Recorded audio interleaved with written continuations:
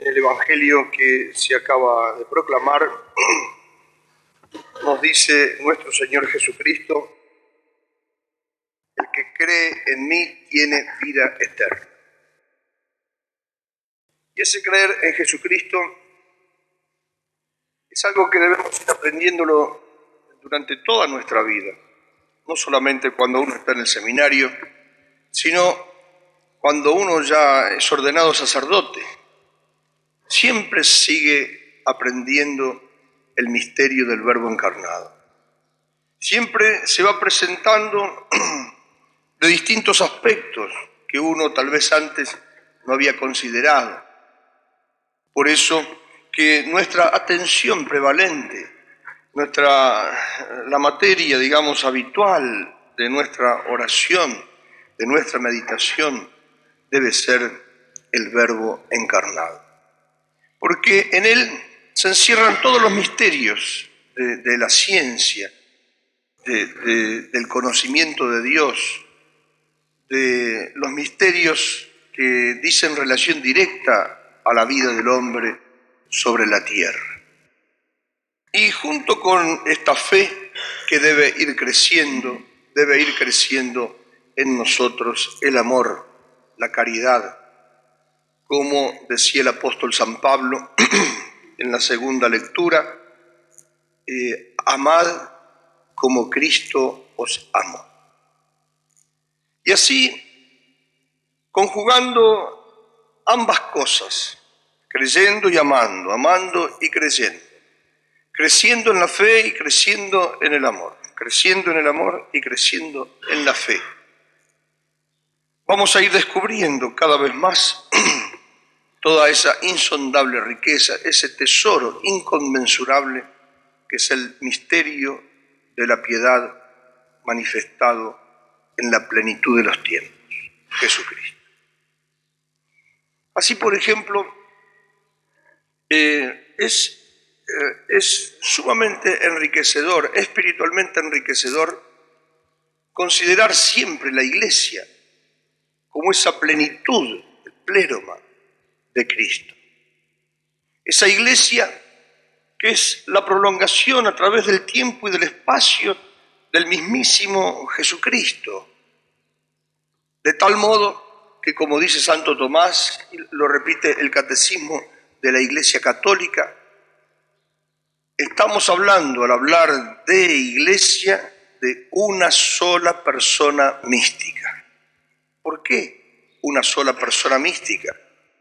Porque místicamente, es decir, sobrenaturalmente, formamos todos una sola cosa en Cristo Jesús. Como también lo decía el apóstol San Pablo: todos somos uno en Cristo Jesús. Y lamentablemente, en estos tiempos de ateísmo, en estos tiempos de secularismo, en estos tiempos de vaciamiento de lo sobrenatural, de olvido de la fe y de olvido de la auténtica caridad, pareciera que hasta algunos nos roban esas verdades profundas, elementales, trascendentales, que hacen a la esencia misma de la religión que vino a enseñar nuestro Señor Jesucristo. Así, por ejemplo, con ocasión del atentado a la AMIA en Buenos Aires, en un diario de Buenos Aires del 20 de junio, apareció en la carta a los lectores una carta singular. A algunos no les gustó nada por expresiones realmente atrevidas, pero que en el fondo está manifestando algún aspecto de esta coinonía en Cristo. Lo único que falta es Cristo. Y así se dirige el señor director diciendo: soy judío cuando ellos son atacados. Soy palestino cuando ellos son despojados. Soy tutsi y soy hutú cuando ellos son masacrados. Soy pobre cuando ellos son olvidados. Soy rico cuando ellos son secuestrados. Soy homosexual cuando ellos son discriminados. Soy negro cuando ellos son despreciados. Soy ateo cuando ellos son condenados. Soy creyente cuando ellos son perseguidos. Soy mujer cuando ellas son relegadas. Soy niño cuando ellos son abandonados. Soy árbol cuando ellos son quemados. Soy ballena cuando ellas son aniquiladas. Lo que no sé si quiero es ser humano, si es que el odiar significa humanidad. Expresado de una manera muy inteligente, muy atrevida, muy incisiva. Pero en el fondo esa es la realidad. Nosotros, así como Cristo mismo se identifica con el judío, con el palestino, con el tutsi, con el hutú, con el pobre, con el rico, con el ateo, porque Él mismo así lo ha enseñado. Él no dijo, a ver, ¿se encuentran con alguien que tiene hambre? Pídanle el certificado de bautismo. No dijo. ¿Se encuentran con alguien que está desnudo? ¿Se casó por la iglesia ese? No dice así. Tuve hambre y me diste de comer. Tuve sed y me diste de beber. Estuve desnudo, me vestiste. De paso, me hospedaste, enfermo, preso y me visitaste. Señor, ¿y cuándo te dimos de comer, de beber? ¿Cuándo? En la medida en que lo habéis hecho con alguno de los hombres. Conmigo lo habéis hecho. Por eso que como decía, debemos siempre trabajar sobre nosotros mismos para ir conociendo cada vez mejor el misterio del Verbo encarnado. Ese Verbo, sí, que se une hipostáticamente a una sola naturaleza humana, la naturaleza humana tomada de las entrañas de la Virgen. Pero ese Verbo que de una manera mística se hace hombre en cada hombre, de manera especial en el más necesitado, en el más carenciado. Y por eso debemos aprender a vivir otra realidad que desgraciadamente pareciera que los hombres de la Iglesia, nosotros, los eclesiásticos, no sabemos presentarla con todo vigor, no sabemos presentarla con todo entusiasmo, no sabemos hacer que nuestros contemporáneos lleguen a entender qué es lo que nosotros, contemplando el misterio del Verbo encarnado, entendemos y queremos hacer. Dicho con otras palabras, no sabemos, a mi modo de ver, presentar ese tesoro de hondura, de amor, de caridad que es Cristo. No sabemos presentarnos a los hombres y que ellos comprendan que nosotros en Cristo auténticamente los amamos. Y eso creo yo, en gran parte porque no presentamos con claridad, no damos testimonio con valentía de que odiamos al pecado, pero amamos al pecador.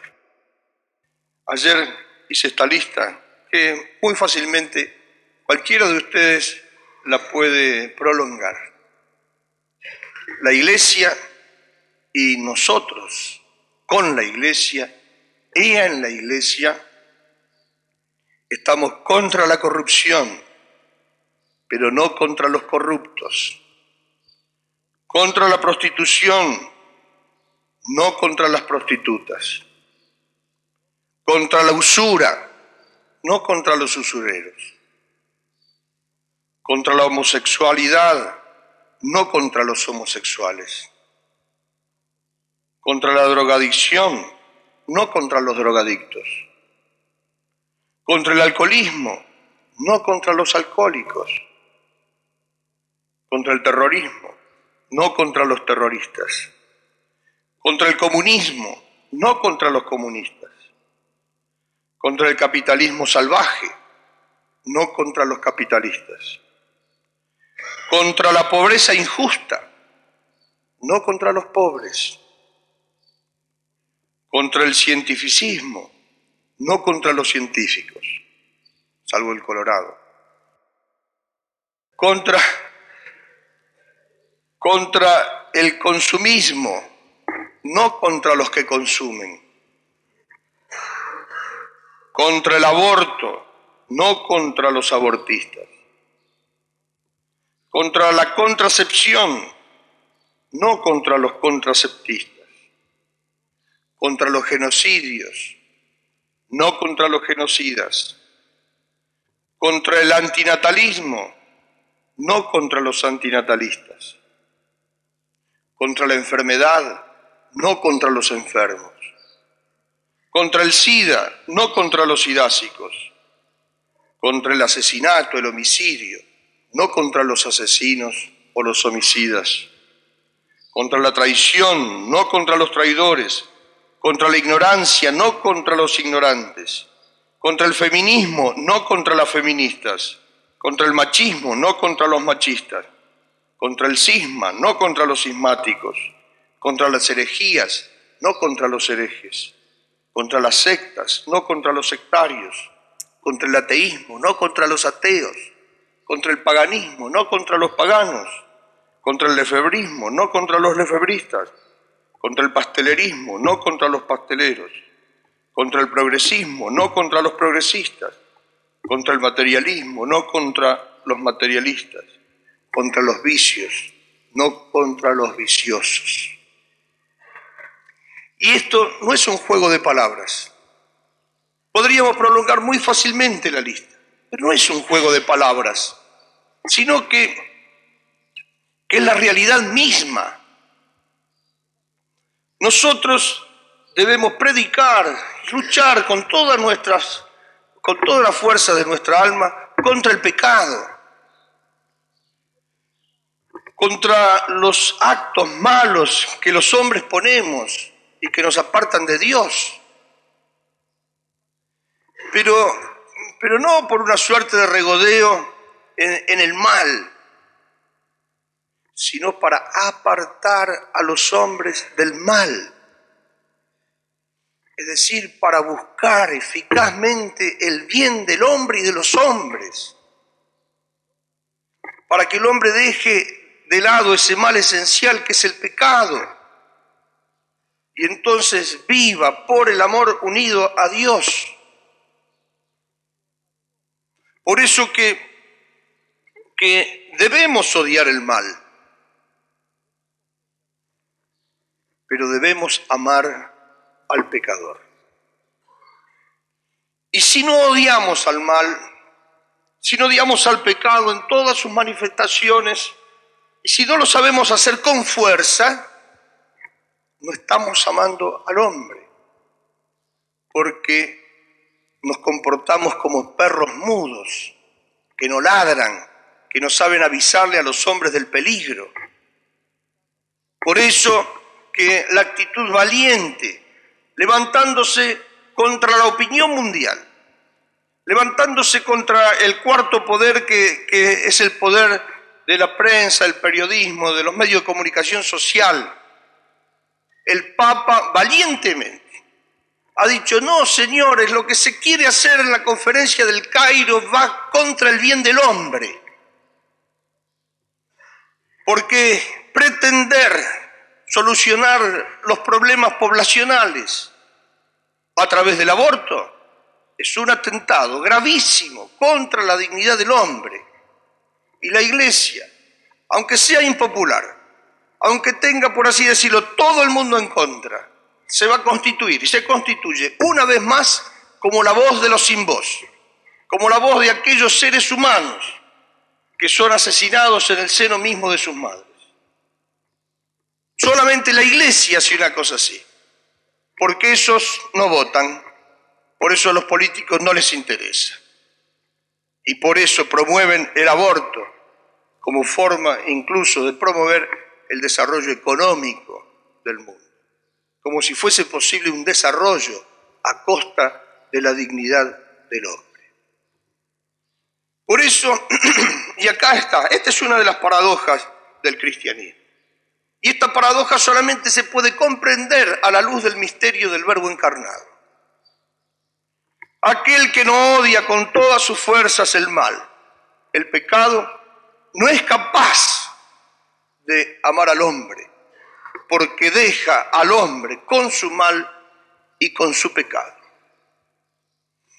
Como tampoco es capaz de odiar al pecado aquel que es incapaz de amar al hombre pecador. Y es una cosa atroz, es una cosa a mi modo de ver espantosa, es la abominación de la desolación en el lugar santo, encontrarse con sacerdotes que no aman a los pecadores. ¿Para qué se hicieron sacerdotes? ¿Para qué están constituidos como pastores, como cabeza del rebaño? Si tienen asco al olor y a lo que hacen las ovejas. Nosotros somos sacerdotes, así como Cristo fue constituido sumo y eterno sacerdote para el bien de los pecadores. Porque no son los sanos los que tienen necesidad de médico, sino son los enfermos. No he venido por los justos, dice nuestro Señor, sino he venido por los pecadores. Por si fuese poco, ese mismo Jesucristo que nos enseña esta doctrina realmente maravillosa, ese mismo Cristo que dijo: el que tenga fe en mí tiene ya la vida eterna. Quiso quedarse en la Eucaristía. Yo soy el pan vivo bajado del cielo. Quien coma de este pan vivirá para siempre. Pidámosle en esta misa a Jesús Eucaristía sabernos hacer todo para todos, para ver si podemos ganar algunos para Él. Que la Virgen nos lo conceda.